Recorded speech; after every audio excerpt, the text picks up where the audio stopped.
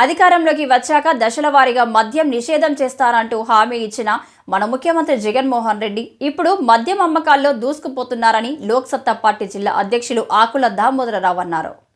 సందర్భంగా ఆయన మాట్లాడుతూ మద్యంపై ఆదాయాన్ని క్రమంగా తగ్గించుకుంటూ వెళ్తామని చెప్పిన పెద్ద మనిషి నూతన సంవత్సరం సందర్భంగా అర్ధరాత్రి వరకు అనుమతులు ఇచ్చి మరింత ఆదాయాన్ని పెంచుకున్నారు. మద్యపానాన్ని నిరుత్సాహపరుస్తామంటూ పదే పదే చెప్పిన ఆయన ప్రజలచే మరింత ఎక్కువ తాగించడమే లక్ష్యంగా కనిపిస్తుంది.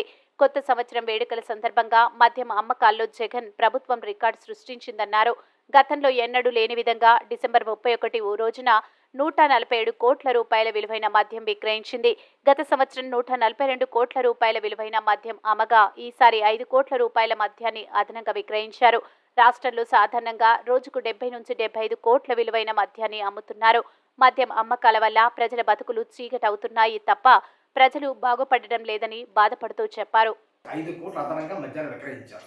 ఇక మన ఉమ్మడి విజయనగరం జిల్లాకు వస్తే విజయనగరం జిల్లా నెక్స్ట్ పాలకొండ మండ్యం జిల్లాలో కలుపుకొని 147 మద్యం దుకాణాలు ఉన్నాయి. అందులో 26 బార్ రెస్టారెంట్లు ఉన్నాయి. అందులో డిసెంబర్ 30 తారీఖు నాడు 4.20 కోట్ల మద్యం అమ్మారు. తర్వాత డిసెంబర్ 31 తారీఖు నాడు 7.35 కోట్లు అమ్మారు. అంటే చూడండి, దాదాపు 11.55 కోట్ల మద్యాన్ని మన జిల్లా ప్రజలు ఉమ్మడి జిల్లా ప్రజలు తాగేశారు పూర్తిగా అన్నమాట.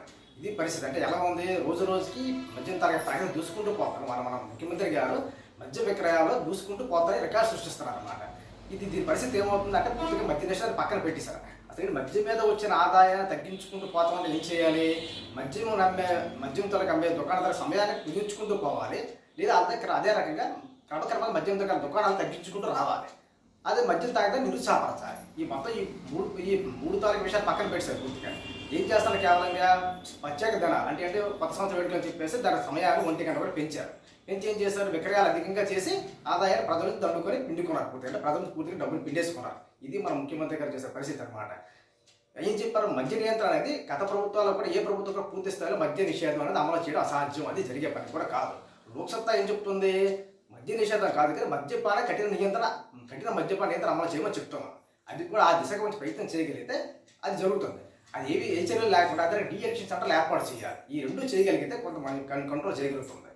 అయితే ఉత్తుగా ప్రతి వచ్చిన అంటే ఎన్నికలకు వచ్చి ప్రతి రాజకీయ పార్టీ ఆర్భాటంగా మేము మద్యపాన నియంత్రణ చేసి హామీలు ఇవ్వడం, వదిలేయడం, మద్యాన్ని ప్రధాన ఆయంగా చేసుకుని జరిగిపోతుంది. కనీసం ఎన్నికలు వస్తున్నాయి కాబట్టి ఏ రాజకీయ పార్టీ అయినా ముందు చూపుతో ఆలోచించి ప్రజల ఆరోగ్యం దృష్టిలో పెట్టుకొని మద్య నియంత్రణ కాకుండా కఠిన మద్య